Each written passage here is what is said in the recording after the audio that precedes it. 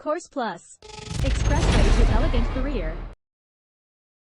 The title of this video is Setting Boundaries to Reduce Stress. Although another good name for it would be Learning to Say No Without Feeling Guilty. You know, it's very easy to say yes. Can you work this weekend? Yes, of course I can, boss. I know this is an inconvenience, but will you drop this off on your way home? Yes, sure. We're going to need this order a week earlier than we thought. Can you deliver? Yes, no problem. Whereas in reality, what you really want to say is no. No, I don't want to work this weekend. It's my kid's birthday party.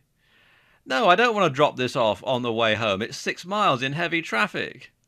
No, I can't deliver earlier because that means I'm going to have to put somebody else's order off and they're going to get mad at me. So I'm going to make them mad to keep you happy. So, there are some times when you really ought to say no, but in order to keep things sweet, in order to keep people happy, we're programmed to say yes. And trying to balance those two out can be very, very stressful. Now, the website about.com have come up with a checklist that you can go through to decide whether or not you should say yes or no when faced with this sort of situation. And the first thing that they suggest is, if nobody would be disappointed, would I prefer to say yes or no? Look at it that way, balance it out. If no one's going to be disappointed, do you want to do it or don't you? Second point, looking at all the benefits and costs in the situation, both tangible and intangible, is it worth the effort to say yes? In other words, is the client who wants it a week early a bigger client than the one that you're going to upset by putting their job off? That sort of thing. You have to weigh up the benefits, as it says, both tangible and intangible. Third point, would you feel comfortable posing the same request to somebody else? So if you were to be in the situation of the person asking you, would you feel comfortable posing that question, asking them to do the same thing?